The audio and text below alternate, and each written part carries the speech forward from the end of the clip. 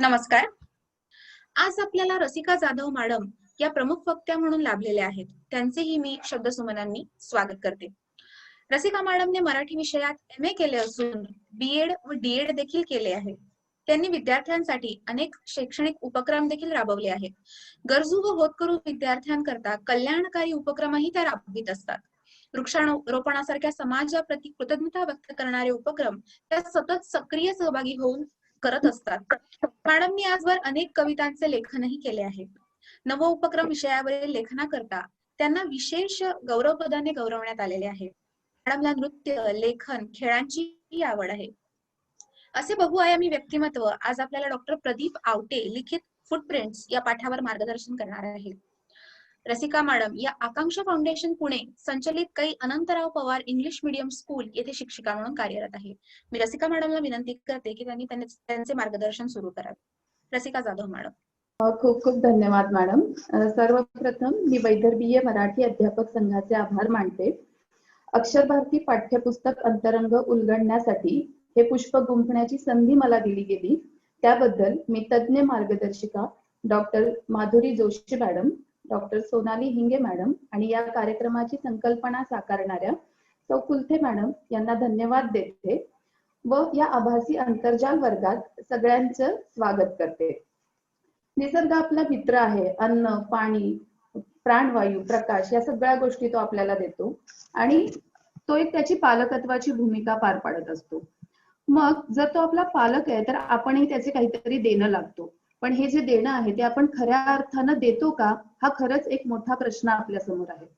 या पाठामध्ये सुमितने एक ऍपच्या माध्यमातून निसर्गाप्रती आपण आपलं देणं कशा पद्धतीनं दिलं पाहिजे, पर्यावरणाप्रती संवेदनशीलता कशी राखली पाहिजे आणि वैज्ञानिक दृष्टिकोन कसा साकारला पाहिजे याबद्दल फुटप्रिंट या पाठातून आपण माहिती घेणार आहोत आणि आजच्या पाठाला आपण सुरुवात करूया.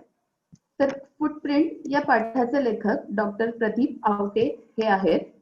जेव्हा मला हा पाठ शिकवायचा होता तेव्हा मी विद्यार्थ्यांना सांगितलं होतं की उद्या तुम्हाला हा पाठ वाचून यायचा आहे. हा पाठ आपण उद्याच्या क्लासमध्ये शिकणार आहोत. आणि जेव्हा मी दुसऱ्या दिवशी क्लासमध्ये गेले तेव्हा एक प्रश्न फळ्यावर लिहिला मी की फुटप्रिंट हा शब्द ऐकल्यावर, वाचल्यावर किंवा त्याचं चित्र पाहिल्यावर तुमच्या मनात येणारे विचार एका वाक्यात सांगा, एका वाक्यात तुम्ही व्यक्त करा. तर या प्रश्नाचं उत्तर मला मुलांकडून काढून घ्यायचं होतं आणि त्याच्यासाठी मी त्यांना एक स्ट्रॅटेजी सांगितली. तर त्या स्ट्रॅटेजीचं नाव होतं 5 फिंगर स्ट्रॅटेजी. आता या स्ट्रॅटेजीमध्ये काय केलं तर 5 फिंगर इन द सेन्स की आपल्या हाताला 5 बोटं आहेत आणि त्या 5ही बोटांकरवी एक एक प्रश्न जर आपण स्वतःला विचारला तर या प्रश्नाचं उत्तर अगदी सहज मुलं देऊ शकतात. मग त्याच्यासाठी काय, कसे, कोणी, कधी, का असे वेगवेगळे प्रश्न मुलांनी स्वतःलाच विचारायचे होते आणि मग या प्रश्नाचं उत्तर त्याने मला द्यायचं होतं. त्याच्यानंतर मुलांनी स्वतःलाच काही प्रश्न विचारले की खरं तर काय आहे हे फुटप्रिंट, माझ्यासाठी हा पाठ वाचल्यानंतर मला काय लक्षात आलं फुटप्रिंट म्हणजे, किंवा हे फुटप्रिंट कसे असतात, किंवा कोणी याच्याबद्दल मला काही पहिल्यांदा सांगितलेलं आहे का, काही संदर्भ मला माहिती आहेत का, काही गोष्टी मी ऐकलेल्या आहेत का आणि का महत्वाचे असतात आपल्या आयुष्यामध्ये किंवा आपल्या जीवनामध्ये या फुटप्रिंटला काय महत्व आहे. तर अशा पद्धतीचे प्रश्न त्यांनी स्वतःलाच विचारले आणि मग त्या प्रश्नांची उत्तरं ते समजून घ्यायला लागले.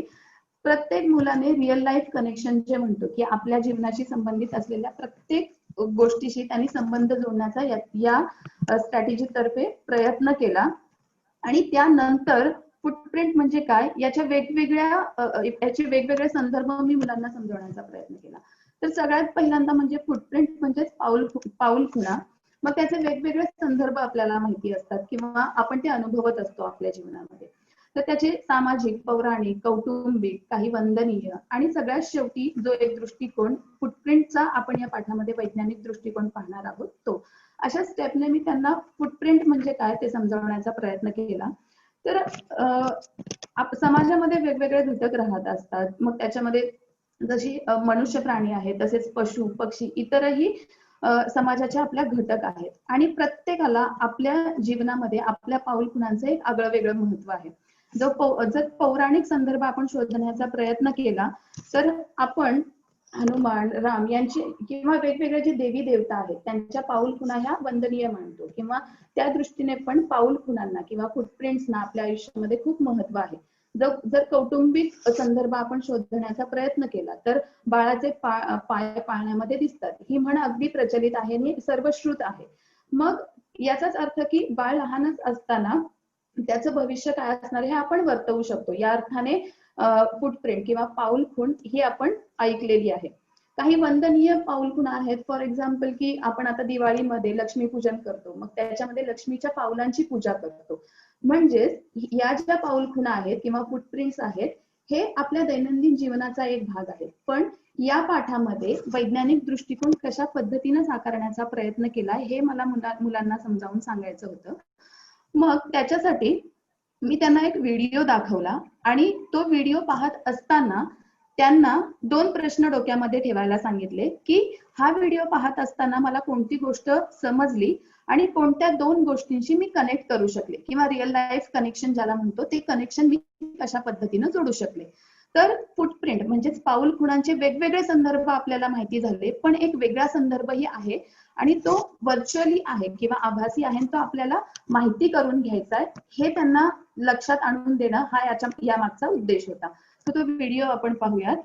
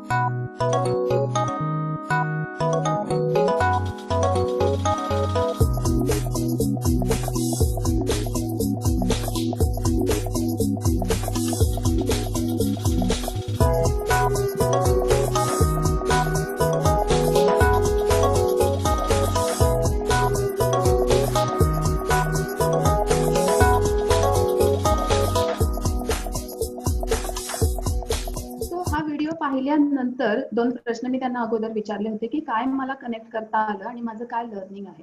तर त्याच्यानंतर बरीचशी उत्तरं मला मिळाली की हो, वातावरणात आपण कार्बन डायऑक्साईडचं प्रमाण आपल्या दैनंदिन जीवनामुळे किंवा ज्या वस्तू आपण वापरतो त्याच्यामुळे वातावरणात हा वायू, विषारी वायू आपल्या कर्वेत सोडला जातो आणि याचं प्रमाण आपल्याकडून कमी झालं पाहिजे, त्याच्यामुळे आपण प्रयत्नबद्ध असलं पाहिजे. सो हे मला मुलांकडून काढून घ्यायचं होतं आणि त्यात मी यशस्वी झाले. आणि त्याच अर्थाचा किंवा हा संदेश आपल्याला देणारा फुटप्रिंट हा जो पाठ क्रमांक 7 आहे आणि डॉक्टर प्रदीप आवटे लिखित हा पाठ आपण आज शिकणार आहोत, हे मी मुलांना तिथे स्पष्ट करू शकले. तर लेखक परिचय आपण पाहणार आहोत. या पाठाचे लेखक डॉक्टर प्रदीप आवटे आहेत. तर ते प्रसिद्ध कवी, गीतकार, कथाकार, नाटककार आहेत. लेखन संपदेचा तर आपण त्यांचा विचार केला तर माझ्या बाळाची गोष्ट, धम्मधारा या अनामत शहरात हे काव्यसंग्रह त्यांचे प्रसिद्ध आहेत. जग्गू भैया, जिंदाबाद, जादू की झप्पी, आणखी एक स्वल्पविराम या किशोरांसाठीच्या कथा त्यांनी लिहिलेल्या आहेत. 2.5 अक्षरांची गोष्ट हा ललित लेख संग्रह त्यांनी लिहिलेला आहे. त्यांना मिळालेले पुरस्कार जर आपण पाहिले तर माझ्या बाळाची गोष्ट या काव्यसंग्रहाला साहित्य कला यात्री या संस्थेचा पुरस्कार मिळालेला आहे. तसेच गीतलेखनासाठी सामाजिक वनीकरण खात्याचा पुरस्कार, राज्यस्तरीय नाट्य स्पर्धेत सर्वोत्कृष्ट लेखनाचा पुरस्कार त्यांना प्राप्त झालेला आहे. तर असे हे बहुआयामी लेखक आणि त्यांचा पाठ आपल्याला अभ्यासण्यासाठी आहे. जर त्यांच्या साहित्यकृती आपण पाहिल्या तर जादू की झप्पी, या अनामत शहरात, धम्मधारा, आणखी एक स्वल्पविराम, या त्यांच्या काही साहित्यकृती आहेत. आणि त्याची वैशिष्ट्य जर आपण पाहिली तर त्यांनी विविध वयोगटासाठी लेखन केलेलं आहे. लेखन शैलीमध्ये अत्यंत साधी सोपी भाषा आहे, जी आपल्या हृदयातील विचारांना हात घालेल अशी लेखन शैली त्यांच्या लेखनाची आहे. आणि विशिष्ट म्हणजे जर या पाठाची प्रेरणा आपण पाहिली तर पर्यावरणाप्रती आपण कशा पद्धतीने आपली बांधिलकी आहे किंवा आपण काय केलं पाहिजे यासाठी आपण विचार प्रवृत्त करण्यासाठी आपल्याला प्रेरणा या पाठातून मिळते.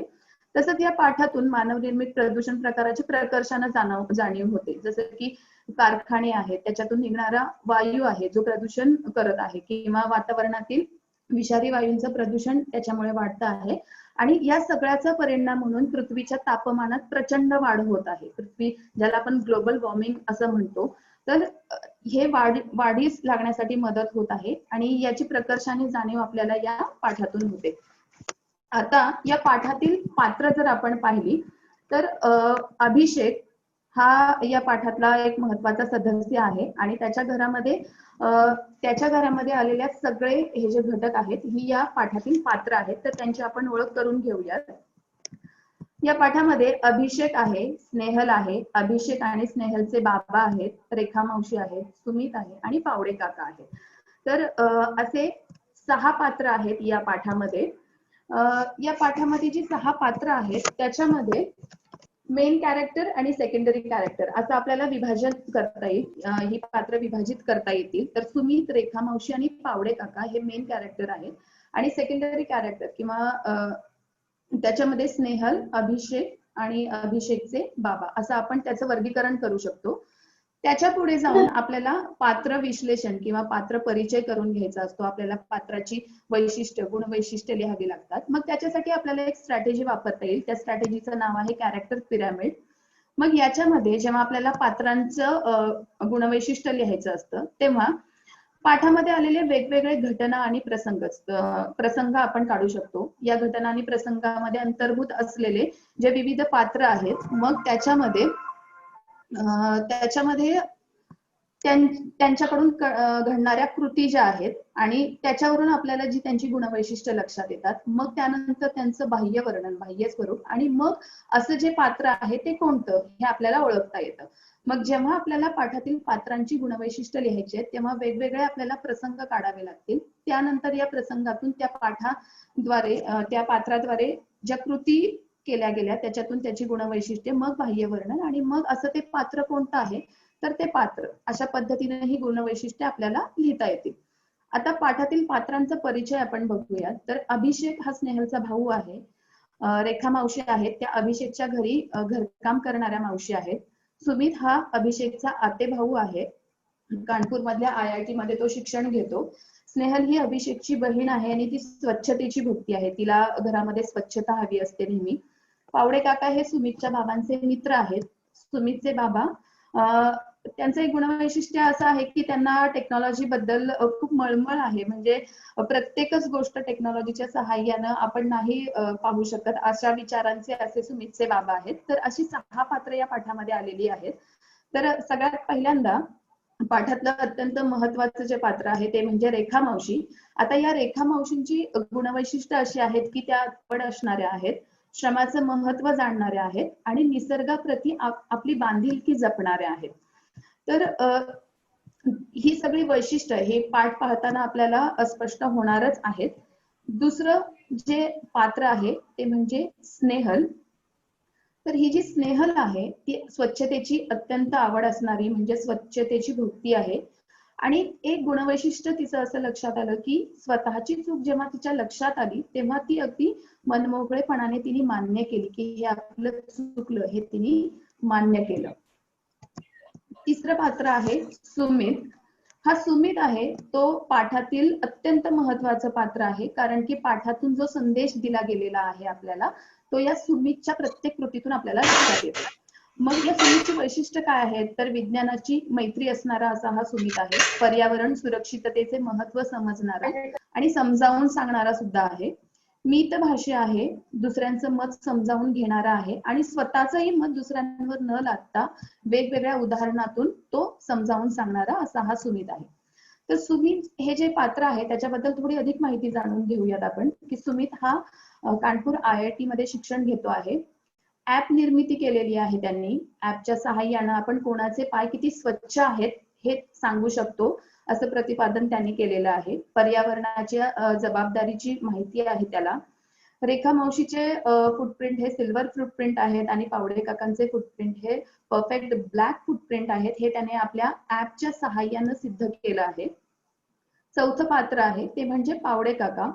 आता हे पावडे काका जे आहेत ते सुखावह जीवनशैली जगणारे आहेत किंवा बाह्य रूपाला जास्त महत्व देणारे आहेत आणि वस्तुस्थितीचा स्वीकार सहजासहजी केला नाही त्यांनी. जेव्हा सुमितने त्यांना वेगवेगळ्या उदाहरण देऊन जेव्हा त्या ऍप विषयी समजावलं तेव्हा त्यांनी सुमितचं जे म्हणणं आहे ते मान्य केलं. तर अशा पद्धतीने या पाठातील पात्र आपण समजावून घेतली. आता आपण पाठाकडे वळूयात. तर पाठामध्ये अभिषेक आहे. अभिषेकच्या घरी त्याचा आत्तेभाऊ आलेला आहे सुमित आणि सकाळी रेखा मावशी घरी आल्या आणि आल्या आल्या त्यांनी दरवाजा उघडल्यानंतर किचन मध्ये सिंक कडे जे भांडी वाट पाहत पडलेली होती त्यांच्याकडे आपला मोर्चा वळवला म्हणजे त्या दिशेनं त्यांनी वाटचाल केली. मग वाटचाल केल्यानंतर त्यांचं ते सगळं काम झालं आणि मग त्या जेव्हा फरशी पुसण्यासाठी आल्या तेव्हा ऑफकोर्स त्या बाहेरून चालत आलेल्या असणार आहेत आणि त्यांच्या पायाला धूळ लागलेली असणार आहे. तर जेव्हा फरशी पुसत होत्या तेव्हा त्यांच्याच पायाचे ठसे जे आहेत ते फरशीवर उमटले होते आणि हे पाहून जी स्वच्छतेची भोगती आहे अभिषेकची जी बहीण आहे तर तिने लगेचच रेखा मावशींना सांगितलं की तुम्हीच काय हो, तुम्हीच फरशी पुसता आणि तुम्हीच ती घाण करता असं का बरं. तर हॉलमधून स्नेहलचा आवाज आला आणि लगेचच रेखा मावशींनीही त्यांना उत्तर दिलं. रेखा मावशी हे जेव्हा स्नेहलचं वाक्य ऐकलं तेव्हा रेखा मावशी वरमल्या, त्यांना थोडंसं वाईट वाटलं आणि मग त्याच्यानंतर त्यांनीही अगदी स्पष्ट वक्तेपणाने उत्तर दिलं. जेव्हा आपण पात्राचं वैशिष्ट्य पाहिलं होतं की त्या स्पष्ट वक्त्या होत्या. अहो स्नेहाताई, मी कुठे एशीत बसून काम करते बाई, शेणामातीत काम करावं लागतं आणि आमच्या वस्तीचा रस्ता बी समदा उखंडलाय, समधी धूळ लागली पायाला आणि 10-10 मिनिटाला हातपाय धुवायला वेळ बी नाही आणि बक्कळ पाणी तरी कुठे आहे. म्हणजे या वाक्यातून आपल्याला लक्षात येतं की जरी त्यांना स्नेहलने सांगितलं की तुमच्यामुळे फरशी खराब झालेली आहे तरी पण स्पष्ट वक्तेपणा वापरून किंवा स्पष्टपणे त्यांनी उत्तर दिलं की माझ्याकडे तेवढा वेळही नाहीये पाय धुवायला आणि वस्तीचा जो रस्ता आहे ती पूर्ण उखंडलेला आहे आणि त्याच्यामुळे माझ्या पायाला धूळ लागते. तर अशा या ज्या रेखा मावशी आहेत त्यांचा हा स्पष्ट वक्तेपणा हा गुण या प्रसंगातून आपल्याला दिसून येतो. तर त्यांचं हे संभाषण चालू असतानाच पावडे काकाही तिथे आले. अभिषेक आणि स्नेहलचे जे बाबा होते त्यांचे हे मित्र आहेत पावडे काका तिथे आले कारण त्या दोघांचं काहीतरी नियोजन होतं कोणत्या तरी कार्यक्रमाला बाहेर जायचं. जेव्हा पावडे काका तिथे आले तेव्हा नकळत रेखा मावशींचं लक्ष त्या पावडे काकांच्या पायांकडे गेलं.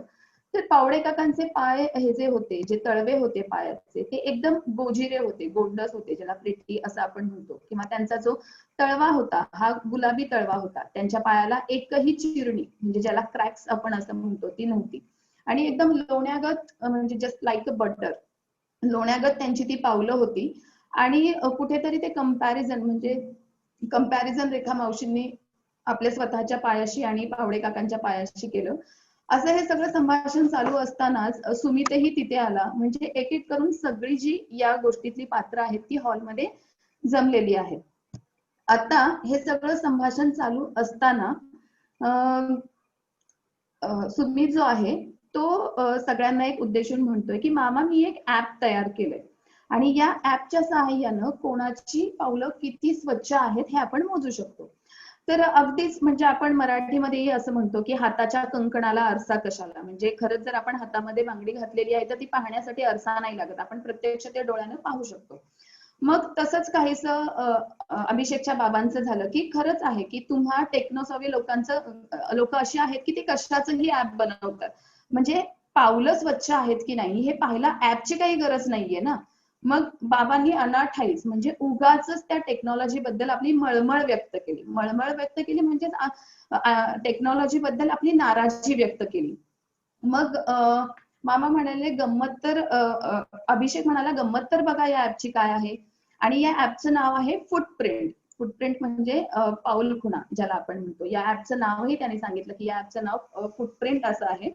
तर ऍप म्हणजे ऍप्लिकेशन असं ज्याला म्हणतो, की आपल्याला माहितीये की प्ले स्टोअर मध्ये जाऊन आपण वेगवेगळ्या प्रकारचे ऍप्लिकेशन डाउनलोड करू शकतो आणि वेगवेगळी कामं या ऍपच्या माध्यमातून आपण करू शकतो. मग तसंच सुमितने एक ऍप तयार केलेलं आहे आणि त्या ऍपचं नाव आहे फुटप्रिंट आणि त्याच्यातून कोणाचे पाय किती स्वच्छ आहेत हे तो सिद्ध करू शकतो. तर मग सुरुवात कोणापासून करायची हा प्रश्न होता. तर मग चला सुरुवात करूया रेखा मावशींपासूनच असं त्याने सांगितलं. कारण की स्नेहलने त्यांच्या पावलांबद्दल म्हणजे त्यांच्या तळव्यांबद्दल किंवा ते अस्वच्छ आहेत असा आक्षेप नोंदवला होता. आणि हे वाक्य ऐकताच स्नेहलचाही चेहरा पडला. तिला स्वतःचाच राग आला. कारण की स्नेहलने जेव्हा रेखा मावशींचे तळवे पाहिले तर खरंच धुळीने माखलेले होते. कारण की इतकं अंतर त्या घरापासून अभिषेकच्या घरापर्यंत चालत येत होत्या आणि त्याच्यामुळे त्याचं तिला वाईट वाटलं. तर मग आता रेखा मावशींची पावलं स्वच्छ आहेत की नाही हे सिद्ध करायचंय सुमितला ऍपच्या माध्यमातून. मग त्याने काही प्रश्न विचारायला सुरुवात केली रेखा मावशींना. मग ते प्रश्न अशा स्वरूपाचे होते की मावशी तुम्ही कुठे राहता, किंवा तुम्ही रोज किती किलोमीटर चालता, तुम्ही किती झाडं लावलेली आहेत. अशा वेगवेगळ्या पद्धतीचे प्रश्न, वेगवेगळ्या प्रकारचे प्रश्न सुमितने रेखा मावशींना विचारले. तर रेखा मावशी ह्या अभिषेकच्या घरापासून 3 किलोमीटर लांब राहत होत्या आणि त्या तिथून रोज पायी चालत येत होत्या. आणि रोजचं जर पायपीट त्यांची पाहिली तर रोज 3 किलोमीटर चालत येणं जाणं हा त्यांचा रोजचा प्रवास असायचा. आणि तिसरा प्रश्न सुमितने रेखा मावशींना विचारला होता की तुम्ही किती झाडं लावलेली आहेत. तर मग त्याच्यावर रेखा मावशींनी उत्तर दिलं की मी माझ्या झोपडीसमोर 2 चिमुकली झाडं लावलेली आहेत. अशा पद्धतीनं सगळी माहिती त्या सुमितने आपल्या त्या ऍप मध्ये भरली आणि त्यानंतर मोबाईलचं कसलंसं बटन दाबलं. जर आपण पाहिलं की ऍप मधून आपल्याला काही माहिती गोळा करायची असेल तर आपल्याला काही प्रायर माहिती त्याच्यामध्ये इन्फॉर्मेशन भरावी लागते आणि मग सबमिट केल्यानंतर आपल्याला ज्याची माहिती हवी आहे ती उत्तर आपल्याला मिळतं. मग जेव्हा त्याने कसलंसं बटन दाबलं आणि मग मोबाईलच्या स्क्रीनवर पायपुसणीच्या आकाराचा निळा चौकोन उमटला. अगदी आभाळासारखा निरभ्र म्हणजे खूप स्वच्छ निळाशार असा तो चौकोन उमटला आणि सगळे आ वासून त्याच्याकडे पाहत राहिले. म्हणजे आश्चर्यचकित होऊन त्या चौकोनाकडे पाहत राहिले. कारण की त्या निळ्या तुकड्याच्या मधोमध 2 पावलं उमटली होती आणि ती एकदम चंदेरी ज्याला आपण सिल्वर असं म्हणतो.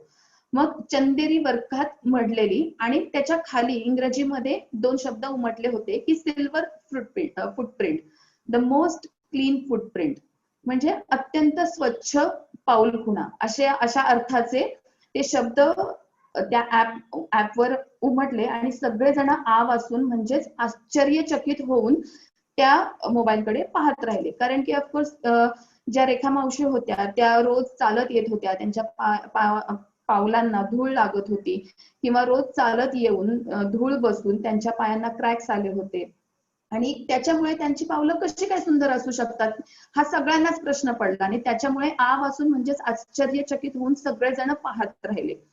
त्याच्या पुढे जाऊन पावडे काका आहेत त्यांना हे काही खरं वाटेना.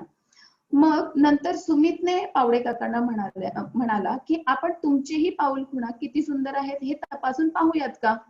तर मग पावडे काकांनाही आपण जसं मगाशी पाहिलं की जेव्हा आपण गुणवैशिष्ट्य पाहत होतो की वरवरच्या गोष्टींवर ते विश्वास ठेवत नव्हते किंवा एखादी गोष्ट ते सहजासहजी मान्य करत नव्हते. या गुणवैशिष्ट्यानुसार त्यांनीही लगेचच सुमितचं काही ऐकलं नाही की या व्हर्च्युअली गोष्टी मला काही तुम्ही सांगू नका, या गोष्टींवर माझा विश्वास नाहीये.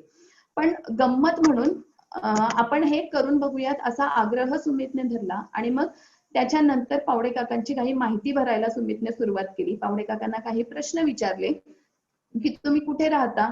तर पावडे काकांनी उत्तर दिलं की मी विश्रांतवाडीला राहतो किंवा तिथून इथपर्यंत कसं आलात तर नक्कीच ते कारने आलेले होते.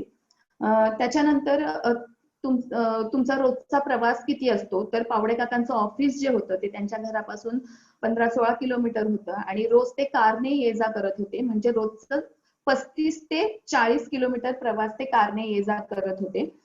त्यानंतर पुढचा प्रश्न सुमितचा असा होता, जो रेखा मावशींना सेम विचारला होता, की तुम्ही किती झाडं लावलेली आहेत. तर पावडे काकूंनी जर एखाद्या झाडाच्या लागवडीसाठी माती मागितली तर ती सुद्धा आणून देणं त्यांना सहजासहजी शक्य होत नव्हतं. तर मग झाडं लावणं हा तर खूप दूरचा प्रश्न होता. त्याच्यामुळे त्यांनी एकही झाड लावलेलं नव्हतं.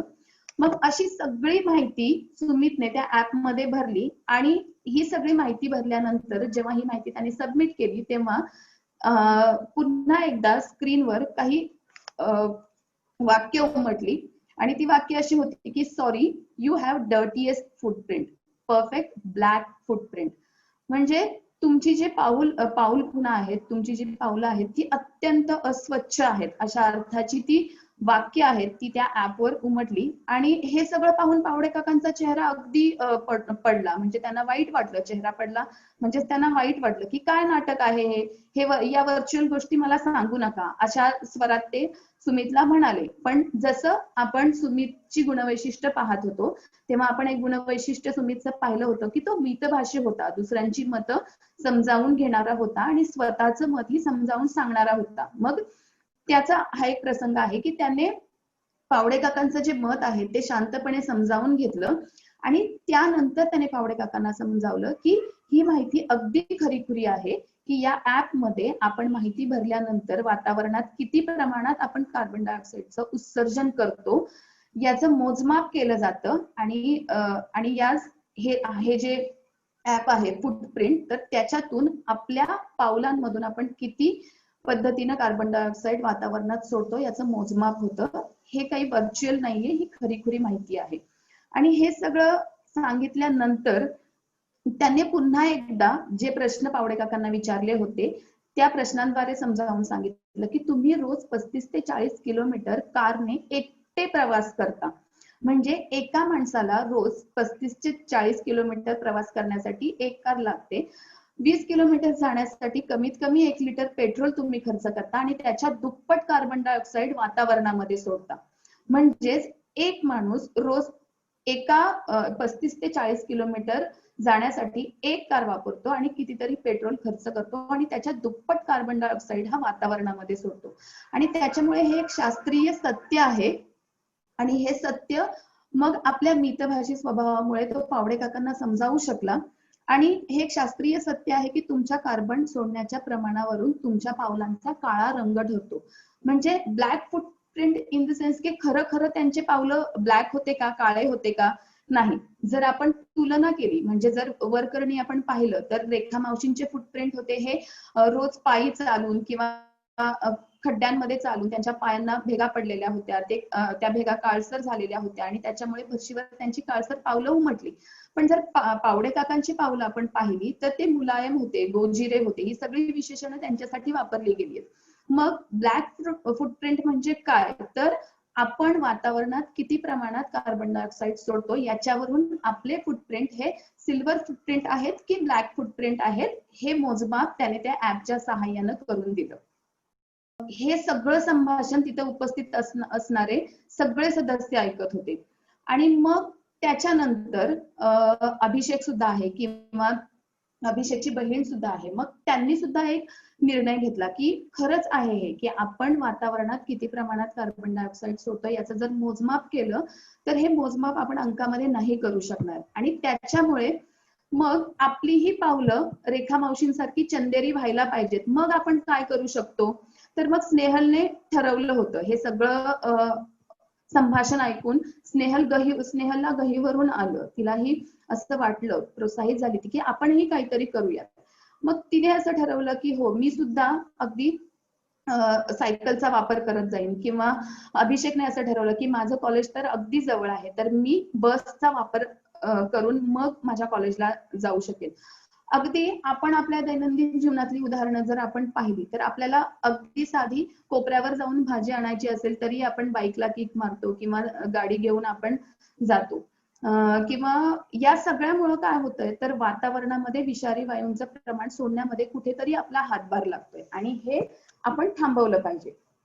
मग हवामान प्रदूषित होतंय, मग त्याची वेगवेगळी कारणं आहेत.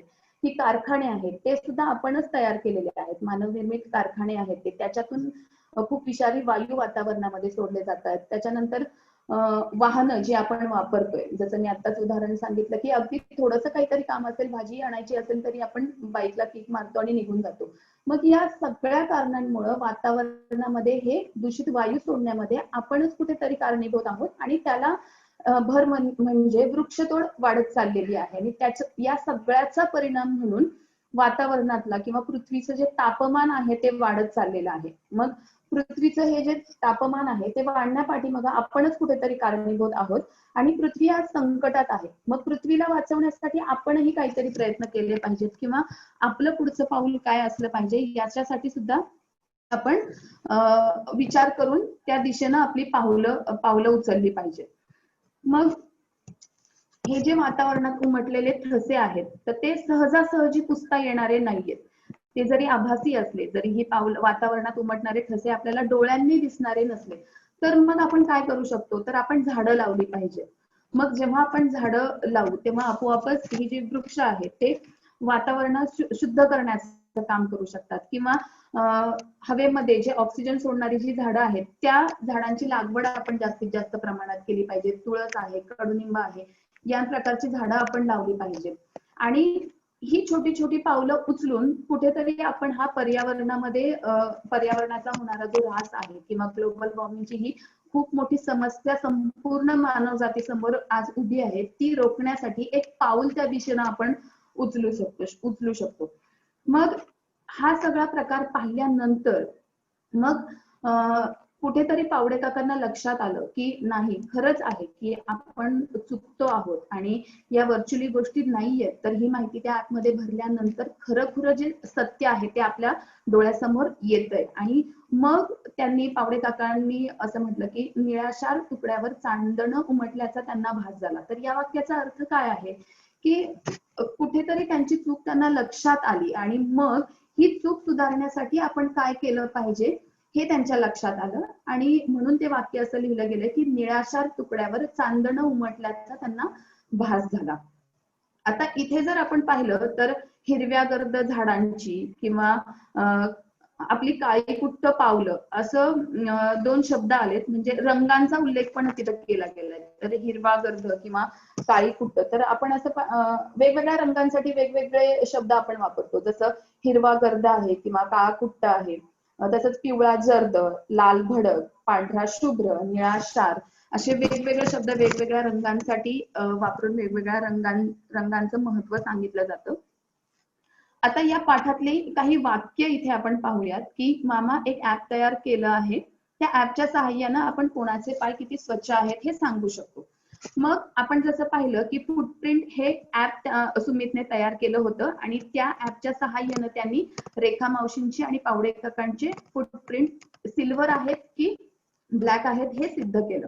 मग सिल्वर फुटप्रिंट म्हणजे मोस्ट क्लीन फुटप्रिंट होते की जे रेखा मावशींचे होते आणि डर्टीएस्ट फुटप्रिंट म्हणजे परफेक्ट ब्लॅक फुटप्रिंट होते जे पावडे काकांचे होते. आता हे जे फुटप्रिंट आहेत ते त्यांनी वातावरणात सोडलेल्या कार्बन डायऑक्साईडच्या प्रमाणावरून त्या ऍपने सिद्ध केलेले फुटप्रिंट आहेत.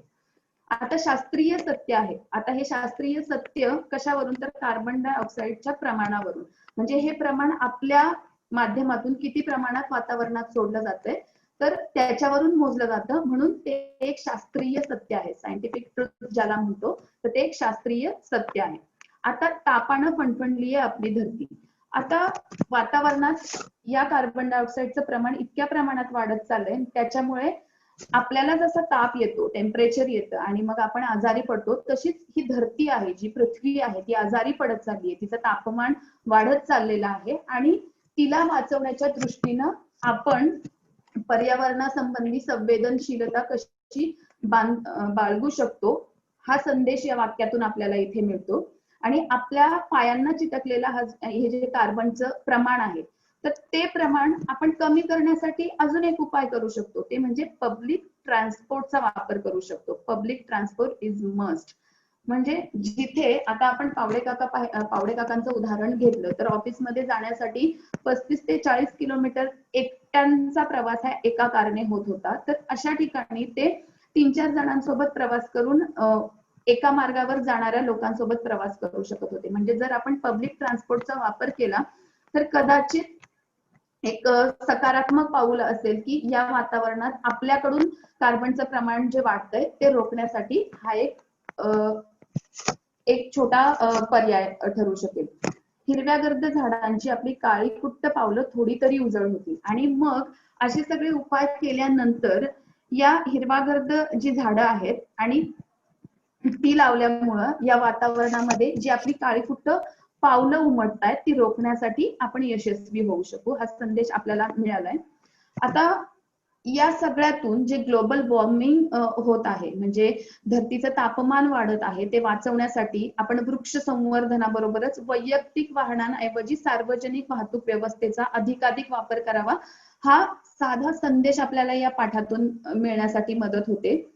किंवा पर्यावरण संवर्धनाचं महत्व खूप छान पद्धतीनं या विज्ञान कथेतून डॉक्टर आवटे यांनी साकारण्यासाठी यशस्वीपणे प्रयत्न केलेला आहे. आणि ही विज्ञान कथा आपल्याला स्वतःला अंतर्यामी विचार करायला लावणारी आहे, किंवा मी स्वतः किती प्रमाणात कार्बनचं उत्सर्जन आहे ते वातावरणामध्ये करतीये किंवा करतोय याच्या प्रति अंतर्मुख होण्यासाठी ही विज्ञान कथा आपल्याला अंतर्मुख व्हायला लावते.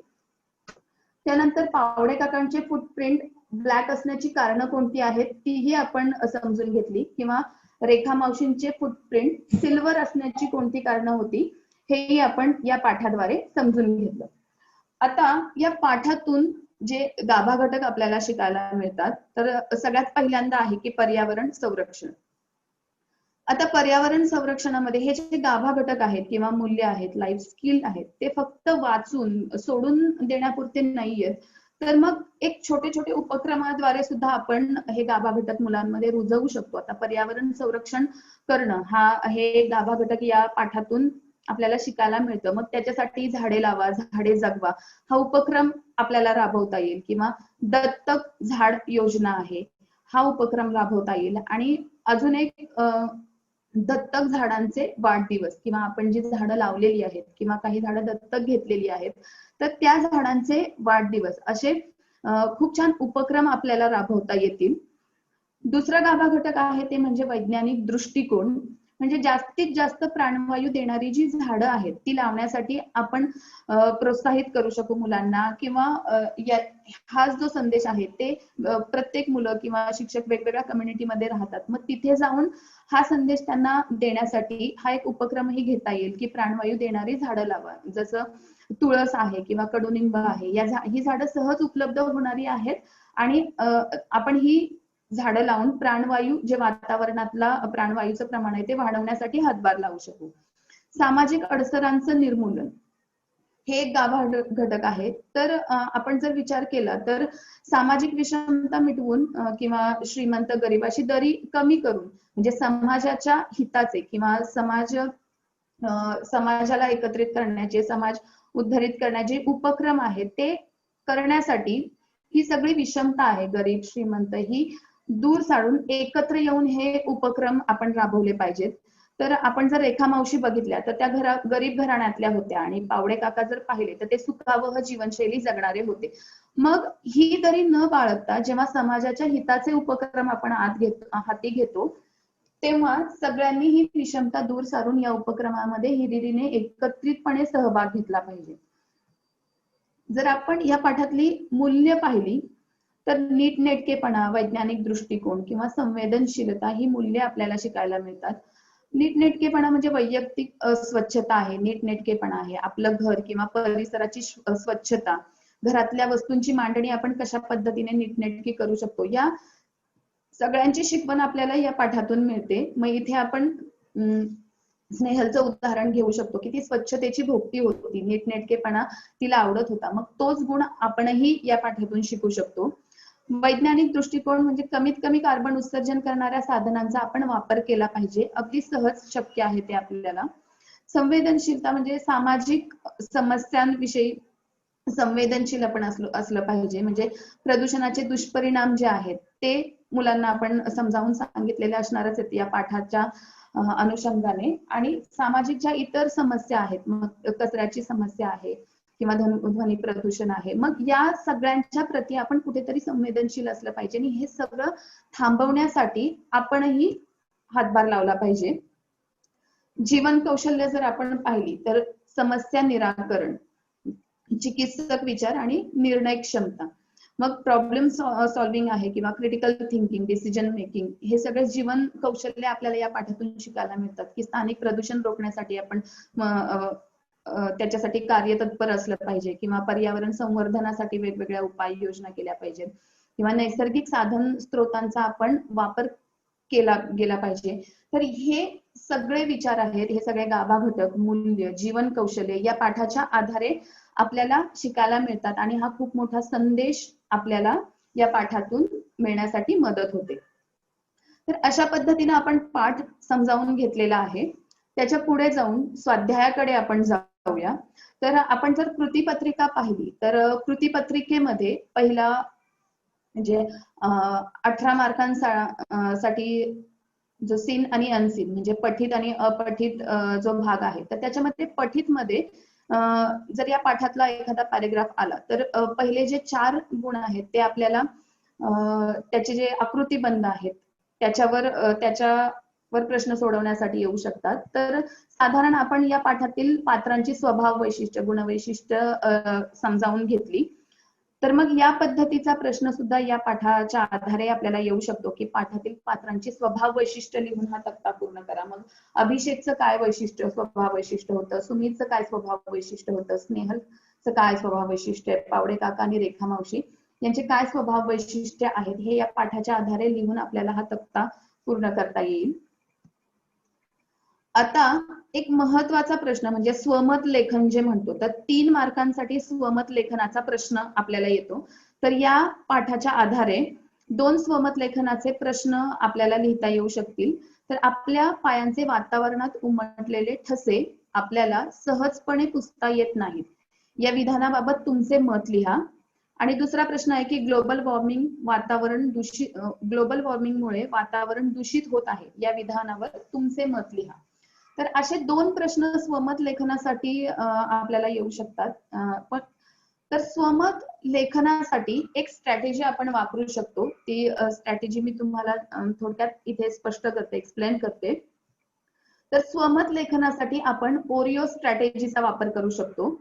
याच्यामध्ये ओरिओ, अगदीच शब्द लक्षात नाही राहिला तर ओरिओ बिस्किट आपण खातो आणि बऱ्याच जणांना ते आवडतं. ती ओरिओ बिस्किटचं नाव लक्षात ठेवायचं आणि त्याच्यावरून ओ म्हणजे ओपिनियन, स्टार्टिंग ओपिनियन ज्याला म्हणतो की सुरुवातीचं मत, आर म्हणजे रिझन कारण, ई म्हणजे एक्झाम्पल्स उदाहरण आणि ओ म्हणजे ओपिनियन एंडिंग ओपिनियन.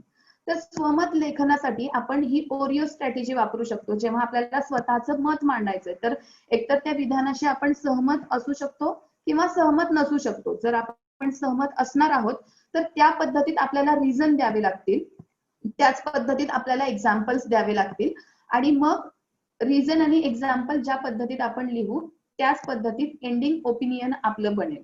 ओके, तर एक प्रश्न या पद्धतीने समजावून सांगण्याचा मी प्रयत्न केलाय. आपल्याला 3 मार्क्स असतात, 3 गुण असतात स्वमत लेखनासाठी आणि त्याच्यासाठी कमीत कमी 7 ते 8 वाक्यात उत्तर लिहिणं अपेक्षित असतं. तर साधारण 2 पॅरेग्राफ मध्ये किंवा 3 पॅरेग्राफ मध्ये आपण जर हे उत्तर लिहिण्याचा प्रयत्न केला तर स्वमत लेखनासाठी जे 3 गुण दिले गेलेले आहेत पैकीच्या पैकी गुण मिळवण्यासाठी आपल्याला मदत होईल. त्याच्यासाठी ही ओरिओ स्ट्रॅटेजी आपल्याला हेल्पफुल ठरेल, मदतपूर्ण ठरेल.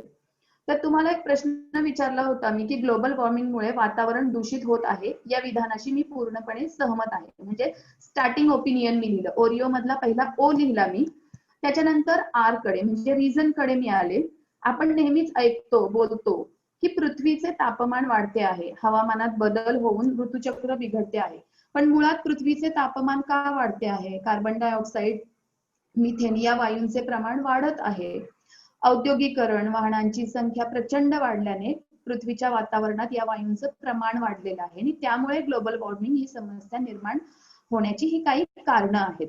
तर रिझन आपण देऊ शकलो, कमीत कमी 2 कारणं जर आपण लिहिली, त्यानंतर कमीत कमी 2 एक्झाम्पल्स आपल्याला लिहिता आले पाहिजे, की ज्याप्रमाणे या समस्येमुळे वातावरणातील तापमानाचे प्रमाण वाढते आहे, त्याचप्रमाणे मानवी आरोग्यही धोक्यात आलेले आहे. श्वसनाचे विकार, उष्माघात यांसारखे आजार व त्यांचा प्रादुर्भाव वाढताना दिसत आहे. वातावरणातील वाढत्या तापमान वाढीमुळे पर्यावरण व मानवी जीवन धोक्यात आले आहे, त्यामुळे मी या विधानाशी सहमत आहे. सो जेव्हा आपण सहमत लिहितोय तेव्हा ही ओरिओ स्ट्रॅटेजी आपल्याला अत्यंत उपयोगी ठरू शकेल. आता या पाठावर उपयोजित लेखनासाठीही आपल्याला काही प्रश्न तयारी करून घेता येतील. आता या पाठावर आधारित उपयोजित लेखनाच्या काही कृती आपल्याला घेता येतील. तर त्याच्यामध्ये पत्र लेखन, जाहिरात लेखन, बातमी लेखन आणि निबंध लेखन अशा पद्धतीनं आपल्याला उपयोजित लेखनाची कृती सोडवता येईल. आता पत्र लेखनामध्ये आपल्याला इथे हा विषय दिलेला आहे. आता आपल्याला 10वीच्या कृतीपत्रिकेमध्ये डायरेक्टली असा विषय दिला जात नाही. तर मग एखादं निवेदन असतं, जाहिरात असते, त्याच्यावरून आपल्याला हे पत्र लेखनाचे विषय शोधून मग ते लिहायचे. आता इथे विषय काय दिलेला आहे की झाडे लावा, झाडे जगवा, हिरवाई ट्रस्ट, तळेगाव दाभाडे जागतिक पर्यावरण दिनानिमित्त रोपांचे वाटप हा विषय आहे पत्रलेखनाचा. पण पत्र कोणाला लिहायचंय तर विद्यार्थी प्रतिनिधी या नात्याने लिहायचंय. आता 2 विषय इथे दिलेले आहेत की शाळेत वृक्षारोपण करण्यासाठी रोपांची मागणी करणारे पत्र लिहा, म्हणजे मागणी पत्र आहे. आणि दुसरा विषय आहे की चांगल्या उपक्रमाबाबत हिरवाई ट्रस्टचे अभिनंदन करणारे पत्र लिहा. तर अशा 2 विषयांवर आपल्याला पत्र लेखनाच्या कृती इथे सोडवता येतील. दुसरा आहे जाहिरात लेखन.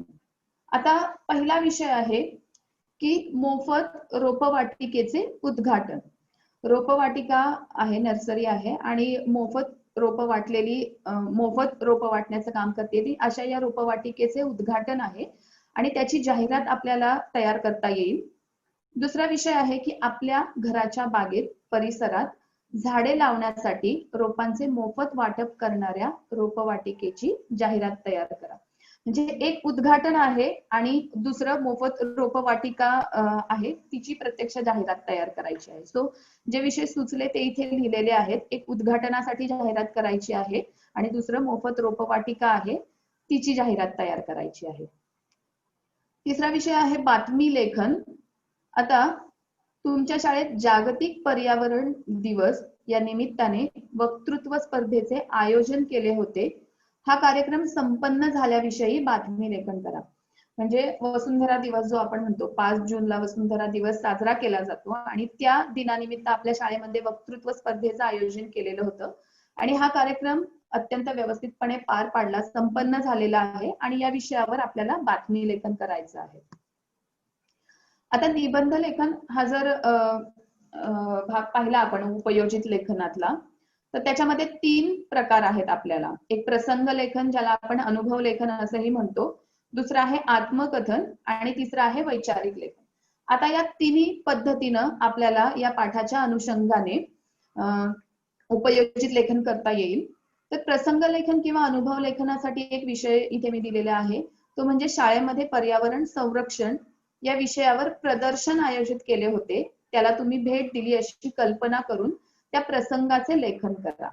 मग पर्यावरण संरक्षण प्रदर्शन आयोजित केलं होतं आणि तुम्ही तिथे प्रत्यक्ष उपस्थित होतात, अनुभव घेतला त्या प्रसंगाचा आणि त्या प्रसंगाचं तुम्हाला लेखन करायचंय. आत्मकथनामध्ये मी वटवृक्ष बोलतोय, ते झाड प्रत्यक्ष बोलतंय आपल्याशी, इतरांशी संवाद साधतंय, ही कल्पना करून ते आत्मकथन आपल्याला लिहायचं आहे. आणि वैचारिक लेखनामध्ये झाडे लावा, झाडे जगवा अशा पद्धतीनं या पाठावर उपयोजित लेखनाच्या कृती आपल्याला सोडवता येतील आणि या पाठाच्या अनुषंगाने उपयोजित लेखनाचा सराव आपल्याला करता येईल. तर अशा पद्धतीनं हे फुटप्रिंट या पाठाचं पुष्प गुंफण्याची संधी मला दिली गेली आणि ती मी माझ्या पद्धतीनं पूर्ण करू शकले. त्याबद्दल धन्यवाद. काही मार्गदर्शक जर सूचना असतील तर मला नक्की कळवा. माझा संपर्क क्रमांक तुम्हाला समोर स्लाइडवर दिसतोय, ईमेल पत्ताही आहे माझा समोर. सो धन्यवाद. धन्यवाद मॅडम. पाठाच्या अगदी सुरुवातीलाच बाळाचे पाय पाण्यात दिसतात या म्हणीवरून आणि लक्ष्मीपूजनात आपण सर्व करत असलेल्या लक्ष्मी मातेच्या पावलांची पूजा यांचे महत्व सांगून मॅडमनी पाठाची प्रस्तावना खूपच सुंदर केली. लेखकांचा परिचय व लेखनशैली समजावून देऊन पाठाच्या शीर्षकावर त्यांनी व्हिडिओद्वारे प्रकाश टाकला. मानवाच्या दैनंदिन उपयोगातील वस्तू आणि त्यामुळे होणारे प्रदूषण व यातून वाढणारे पृथ्वीचे तापमान याची जाणीवही या पाठातून लेखकाने आपल्याला करून दिली आहे. पात्र परिचय करून देताना पिरॅमिड पद्धतीचा वापर कसा करावा हे देखील त्यांनी अत्यंत सुंदर पद्धतीने समजावले. पात्रांच्या गुणवैशिष्ट्यांचा तक्ता लक्षात कसा ठेवायचा याचे देखील उदाहरण दिले. विद्यार्थ्यांना पर्यावरणाकरता जागरूक करायची तर ऍप व टेक्नॉलॉजीची सांगड घालून हा पाठ लेखकाने रचला आहे. मॅडमनी देखील अत्यंत ओघवत्या वाणीत या विज्ञान कथेवर प्रकाश टाकला. पाठातील प्रत्येक प्रसंग त्यांनी अगदी सुंदर पद्धतीने समजावून सांगितला. पाठातील गाभा घटक तसेच मानवी जीवनातील महत्वाच्या मूल्यांवर पाठाच्या अनुषंगाने चर्चा केली. विद्यार्थ्याला जी जीवन कौशल्य पुढल्या आयुष्यामध्ये आवश्यक आहे, म्हणजेच समस्या निवारण, चिकित्सक विचार पद्धती व निर्णय क्षमता यावरही त्यांनी प्रकाश टाकला. पाठातील अपेक्षित प्रश्नांवर चर्चा करत असताना ओरिओ पद्धतीचा स्वमत लिखाणासाठी उपयोग कसा करता येईल हेही उदाहरणाद्वारे समजावले. प्रश्नपत्रिकेतील इतर विभागातील सर्वच अपेक्षित प्रश्नांवर पाठाच्या अनुषंगानेही त्यांनी विस्तृत चर्चा केली. मी रसिका जाधव मॅडमचे अत्यंत सोप्या, सुंदर, विस्तृत शैलीसाठी मार्गदर्शनासाठी आभार मानते.